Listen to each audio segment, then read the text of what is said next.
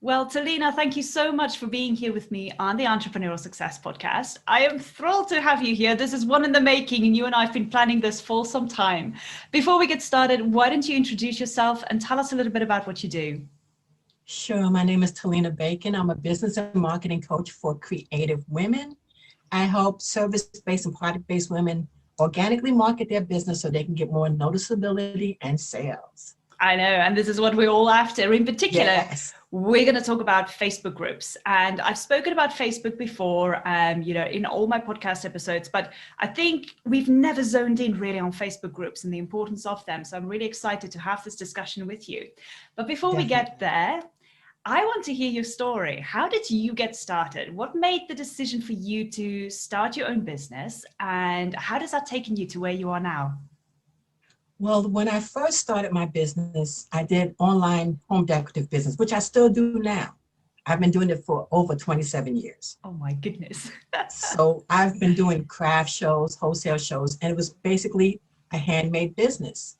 So as time went on, I was always giving people different advice and thoughts on setting up a craft booth and doing events. And someone said, well, why don't you teach it? And I'm like, okay. So I said, okay, let me just teach. And I would teach people different steps and techniques. And then I'm like, okay, why not just start a group?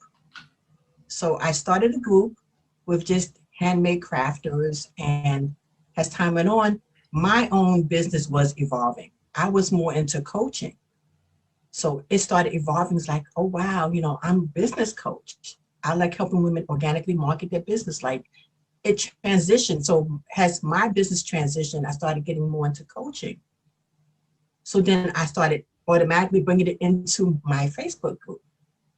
And I've been coaching women, helping women set up their booths, get more money in their business, and it sort of evolved. So now I've been doing business coaching for 4 years now. I love it tremendously. It's so much fun. I And know. no one ever said coaching was fun, but it's, oh my gosh, it's exciting. I love it. I know, and I can see in your eyes because we're both business coaches, so I know exactly what you mean. But when you talk about it, your eyes just lit up and it's all sparkly, and I know the feeling. It is just amazing. But what I love about your story is how you took something that you're very passionate about and you've nurtured it, but you've also allowed it to grow organically. And you've made those decisions and those pivots within your business in order to grow as you grew. And I Yeah. think that is really fundamental. And that just shows the success of if you allow something to happen organically, not just the marketing part, aspect, but also if you allow your business to grow organically, it allows you time to just go with the flow and just enjoy the process. But when you're doing a business, it doesn't come easy. Trust me, in the craft industry, it is so hard because you have to be able to make a product that someone likes. There's ups and downs. I'll tell anybody who's ever been in the craft industry, it's not easy. I have stories of my tent flying away. I have stories of my pants ripping at craft shows. I'm like, oh my goodness. And then in business coaching, you're telling them that story and they're like, they're in shock. And I'm like, yes. And then I'm helping other coaches and other service-based providers. And I'm just saying, be yourself. Mm. When you want to get that ideal client, be yourself. That doesn't matter what industry you're in, whether it's in the craft industry or coaching industry. As long as you're yourself, the sales are going to come. Yeah. The clients are going to come. Yeah, absolutely. Absolutely. So let's talk a little bit about Facebook groups. I think one of the things that people started doing with Facebook groups is they got like this idea like, oh my gosh, if I can just get people in a group, I can promote to them constantly. I can promote all my services. I can promote all my products, blah, blah, blah, blah. But I think there's so much more to a Facebook group. So do you want to talk to us a little bit about creating a Facebook group and then where to promote it? Because we are talking about organic growth here. We're not talking about paid ads, etc. We're talking about organic growth. So can you tell us a little bit about that? Okay, when you're starting your Facebook group, you want to actually sit back and consider why. Like, okay, yes, you want to get sales, but are they your ideal clients? Are they your ideal customers? You don't want to just come in and say, okay, fine, I'm starting a group. Boom, here's my product, here's my services, bye. You want to nurture them. You want to nurture your members. You want them to get to know you. get to know who you are as a person, besides just saying, okay, here, you're in my group, glad you're here. Here's my stuff, buy from me. If you don't want to buy from me, you're gone. No. In the group, I find that nurturing and understanding your members is all part of the process of getting your ideal clients, of getting that customer, that perfect customer that turns into a repeat customer. It all starts with how you want to grow your group. In my group, I know when I started, I had 40 members, and the 40 members, all I did was post Betty Boop, pictures of Betty Boop, my favorite cartoon character, and just quotes. That's all I did. And I was like, okay, this is not how I want my group to be. Like, I'm a business coach. I'm not selling Betty Boop products. So what am I doing? So when I decided to change it and create themes, you can create themes in your group. When I changed everything around and asked questions and got to be more involved, that's when the magic happened. And it's all part of them getting to know you. And isn't it beautiful as well, having to be in a position where you can establish a relationship with people in that sense? Yes, it's amazing. And I know the biggest struggle people are saying is basically getting engagements in groups and things of that nature. There is an easy strategy that some people may not see, but it's simple. You being yourself. You can be quirky and funny at the same time, and they get to know you. In my group, they know I love lemon cookies. They know I love lemon cookies. I can talk about lemon cookies all day long, and they'll laugh at me. And when I do my live videos, the postman may knock on the door, and I say, wait a minute, ladies, excuse me, and I'll go answer the door. And we sit back and laugh. It's that warmth feeling that you get when you have a group. It's not just about the selling. It's about them getting to know you. And I'm more personal. Well, if there's a certain member and I feel she's may be like a little quiet, I'll private message her, hey, are you okay? Is everything okay? How can I help you? And people like that. That's connection. Yeah, and it shows that you care as well. You're not just having a number in a group. You're not just having a number. It's a person. It's a close relation that you can have with that person.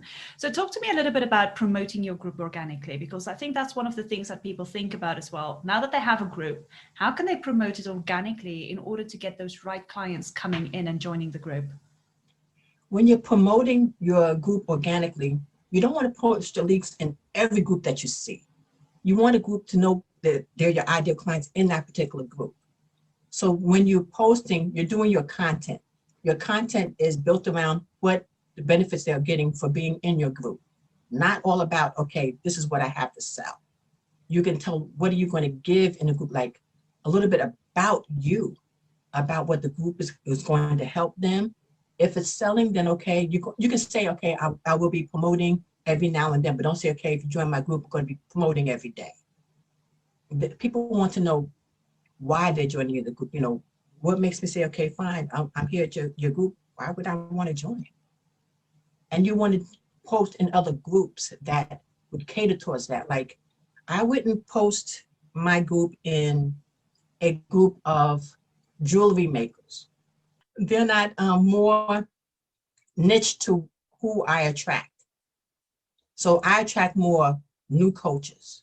I attract VAs, product-based, but not just one particular group. You want a group that you know your ideal clients are in. And that's the group that you choose. And you can choose 3 to 4 groups. It doesn't have to be 15 to 20 to keep up with all of it. So just concentrate on 3 to 4 groups and post in those groups. Get to know those groups. And even when you're in the groups, share your expertise in those groups. And it doesn't have to be where, okay, fine, I've advertised in this group, I'm gone. It could be a little bit more than that. When you have that link and you're advertising in those groups, put something like, I'm also offering a free this or free that. Everyone loves something for free. Yeah. And the biggest thing I'm seeing is everybody's saying you get to advertise your products. Everybody loves advertising. So if you put that in your content when you're posting, that gets them to your group as well. Yeah, I really That like helps. that. I really like that. And I think it's with the mindset that you've got to go into those groups. The important thing is when you just go into those groups just with the idea of promoting yourself, you're going to fall flat on your face. The Exactly. idea is to go in there and to build connections within that group and then privately invite those people to come to your group. And I think that is the key here. Am I right for saying that? Yes, definitely. And if you're in a new group, introduce yourself. Yes. Introduce yourself. I put this funny picture of me kissing a frog. It's not a real frog, but it's a fake frog, and it's a statue. And I just tell a little tidbit about me. That breaks the ice, lets them know who you are personally, and it's more of like, oh wow, she's down to earth. Yeah. Just coming in saying, okay, fine, hi, and then that's it. Leaving. I like to be more personal. I don't want people to get to know me, and they'll be like, "Oh yeah, you're the lady who's kissing the frog." I'm like, no. That's brilliant. That is a great tip. If anything, guys, take this tip away from it. Just go and find a frog, take a picture of yourself kissing it, and post it. It's the funniest. It was a statue of this frog in South Carolina, and I wanted a picture of it. And you see me just kissing the frog, and I was like, okay, ladies, I think I did a little quote saying, okay, I'm trying to kiss the frog and it's not turning into a prince yet. Do you see it turning into a prince? Let me know, or something like that. And it's more of like a ha-ha, but it's more of like, okay, hi, it's nice to know you. It's breaking the ice, they're laughing, and that helps. Because the next time they see you, you're giving insight on your expertise. They'll know who you are. Yeah. I really like that. And it makes you stand out from the crowd. It really is different. It's something different than the normal people would just go and say, oh, I'm this and I'm doing this, blah, blah, blah, blah, blah. So I love that. That is a great tip. Talk to us about content, because I think once you're in your Facebook group, the content is really important, but it's the type of content that you're putting out there that would attract your ideal clients. When it comes to content, I think that it should relate to what you've experienced. The content that I create and I help other clients create is basically tell a little bit about who you are, give value, tell a little bit about your product. It doesn't have to be like, okay, I'm selling. It can tell your benefits of it, the services. That could be your content. Your content has to be something like, okay, it covers like their pain point, sort of like, oh wow, she feels like I feel, like, oh wow, she's experienced that. I've done I've done a post where I talked about my first paid client. I didn't search for her. She found me. She found me from a webinar that I attended months ago. I was at a free webinar. Someone who put the webinar said, introduce yourself in the chat. I introduced myself and what I did. That was the end of it. A few weeks later, the lady found me. She's like, I had to find out, like, how did you find me? She's like, well, I attended a webinar and you were there. Your information was there. And I was like, wow. So it wasn't, everyone's always trying to get like their ideal client. And it's more of like, just put your content out there and let them get to know you. Let them get to know your services, what you can do to help them. Yeah. And I think that's so important, because when I always talk about content creation, there's a format that I use and I teach my clients to use that instantly attracts those potential clients to you. But it also, it kind of makes them go like, oh my gosh, who are you? I want to know more about what you're saying. And then the more they read that content, they go like, yep, I need to get in contact with this lady. Exactly. And that's what you want at the end of the day. You want that immediate attraction where they go like, who are you? I need to go and check you out, which takes them then on the next step where they either go and check you out, read more about you, and then getting in contact with you. And there's a strategy I use, and it's funny because I think a lot of people say, well, okay, that sounds weird. And I call it the CAT strategy, C-A-T. You want to get clarity on who you want to attract. You have to have the right mindset. Attract. How are you going to attract them? How are you going to get the noticeability? You want to build the trust. There's your trust, CATS, sales. I call it the cat strategy. And it's funny because I have a cat. So it's sort of like blended in. And I'm like, oh, wow. And when it hit me, I'm like, I like that. Oh, yes. And it fits on what I do, on how I help other women. And it lets them know that basically we don't have to go after that 5K month so quickly. Like, Yeah. okay, I gotta have it. If I don't have it, I'm gonna fail. You want them to actually know who you are. That's the best way to put it, to know who you are. Those 5K, 10K months, they're gonna come. They're going to come. You just have to have the clarity and just have that mindset that I'm going to get my client. I'm going to find them. It's going to take some time, but it's going to come. Yeah, and I think that mindset is it's a key, really, because whatever content you need to create, you need to have that right mindset first before creating that content. And this is something that is very powerful, because if you have that right mindset, the content then flows from that, and the energy that you put through the content is immediately attracting those clients. But if you've got the wrong mindset, if you're just putting out content there for the sake of putting it out there, it's not going to do anything. It's not going to work. Yeah, it's not going to work. Okay. And you can always set up weekly content. Let's say one week you want to talk about growing your Facebook group. Your content that week can be all about Facebook group. And always, whenever you do a content, have a call to action. A call to action doesn't have to be in the first one. It could be in the last one. Just a call to action to get on, for them to get on a call with you. Yeah. And that works wonders. Absolutely agree. Call to actions are one of the most important things. I do call to actions for everything: social media posts, blog content, podcast content, videos, everything. Everything has got to have a call to action. And like you said, it doesn't matter where that call to action is, it's just got to be there. And I like that idea of every single post. I only do it on my last post during the week, but I think I'm gonna start putting it on every single one. Try it out. You'll be very surprised, because not everybody gets to see that last post that you put out. You know, people don't always get to see all of your content, but the content that they see, if there's a call to action at the end, they go like, oh yeah, let me go check it out. So very important. So I think I'm gonna change up that. Yeah. Top tip. Talk to us about asking questions with inside the group.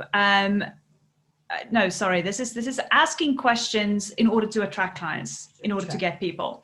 So what kind of questions would you ask, and how do you do that? Okay, I have 3 questions. I have an end result because I know I want to build my customer base. So I have 3 questions. I asked about their business with a link, so I can actually peek and see what business they do. Then I asked them their biggest challenge. A lot of people use struggle. I used to use struggle, but I changed to challenge. Challenge now seems to work better. So I asked, what is your biggest challenge in marketing your business? And the biggest one is content, growing a Facebook group. So that gives me, okay, now I know the biggest challenge. I know what I can focus on as far as my content, as far as I can help them. And then I'll tell them, I have a freebie. And then I tell them what the freebie is. Would you like to leave your email address? I give them the option. They can say yes or no. That doesn't stop me for having them in my group. If they say yes, that's fine. If they say no, that's fine. And then I invite them in the group. That's how you know who they are, because they're telling you who their challenge is. Now, I've had some where they had no challenge. I'm like, okay, everybody has a challenge with something. So I'm like, okay, so I'm like, okay, fine, I'll let them in anyway. Just say, okay, fine, you might. And then later on you find out, okay, they did have a challenge. Some may not answer your questions. Now I'm very particular. You have to answer at least 1 to 2 questions. If you don't answer none of the questions, you don't want to be in the group. Then, I'm stickler. I'm like, I'm sorry, I won't let them in, because they're 3 simple questions. And I've answered questions, so I figure, why not? If it's helping you, why not? And I think it also shows their commitment in a way by answering those Yes, questions. It shows that they are really committed to come into the group, to participate and to play a role in it. Definitely. And I think, you know, if they can answer 3 questions, so to speak, it shows their commitment. Yes. And it's up to you then in order to decide, well, is this kind of the right person? Do I want to let them in the group? And I mean, I'm doing the same. I get people who wants to come into my group that I decline. It's not because I'm being selfish. It's just because I can see that they're not going to be the right people for me. They're not going to be the right fit. Yes. They might just be people who's coming in, who's going to bombard my group with promotions and not actually participating. So I do decline a lot of people who wants to come in my group. And like you, I'm a bit fussy as to who I'm letting in. And in the beginning, I just let everybody in, but then I realized, okay, this is not really helping. They're not my ideal clients. But as you grow your group, you can determine what are the best questions, how you feel, because you are the administrator of that group. You can run it however you see fit. If you want to have questions, you can. If you don't have to. But it's your choice on how you, and when they do answer the questions, before you say yes, you accept, take a peek at their private personal page. You'd be interested in some things I found, like, okay, no, even though they answered the questions, it's like, no, I still don't want you in the group. Like, okay. But then that's just by choice. And it's not being mean or selfish. It's like if your personal page is more of like, excuse me, cuss words, then you're not my ideal client or customer, because you're cussing and this is vulgar. And it might be disrespectful to the other people in my group. So you can choose the questions you want to ask. Yeah, absolutely. And it needs to be valuable questions as well at the end of the day as to what you want to find out from this particular person. What I do is when people answer the questions, I take screenshots of the questions, because let's face it, once you accept them in, those kind of questions disappear. You can't get them back. So what I've started doing is I take screenshots of the questions and the answers on my phone.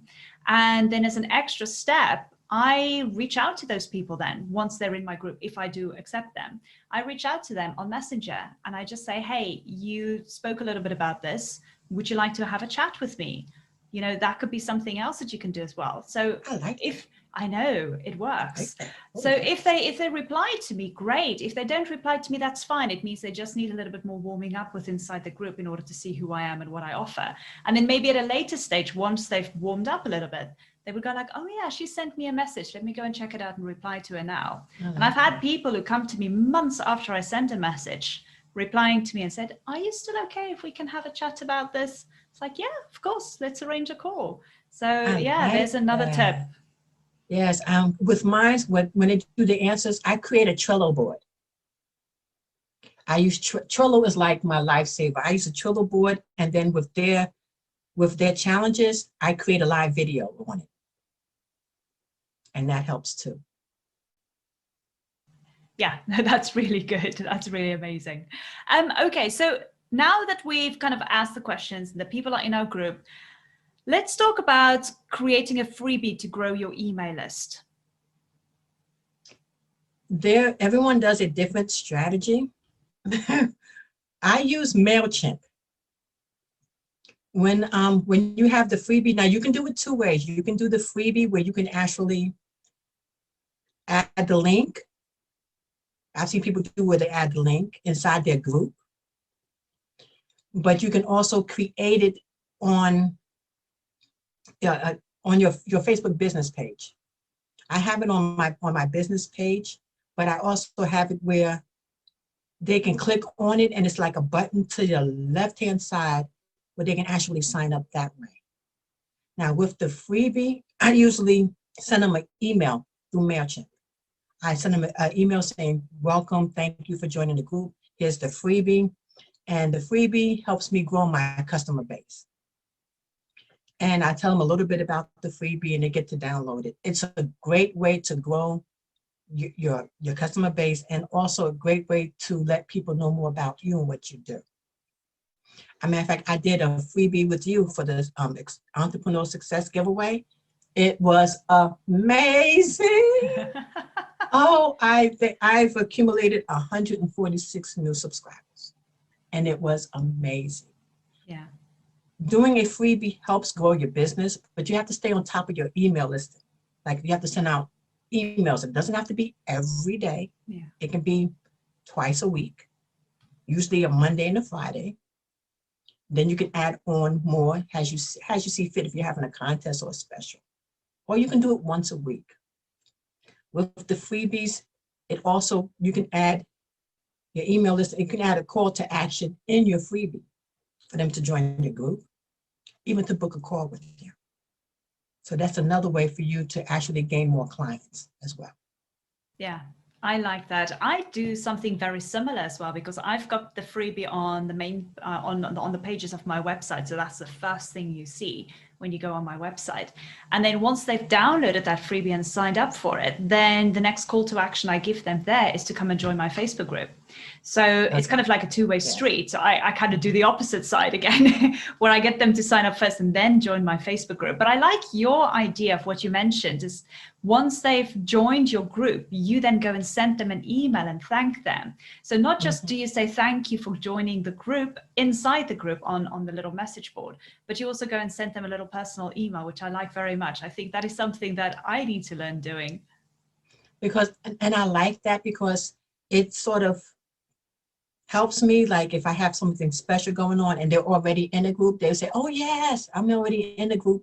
And then also for those who are not in the group, because I also do it outside of my group, I can always invite them into my group in case they forgot about the freebie and they forgot signing up. And I'm like, oh yeah, I'm having this contest inside my group. And I'm thinking of, I wish that Facebook gave like, where you can ask 4 questions instead of just 3.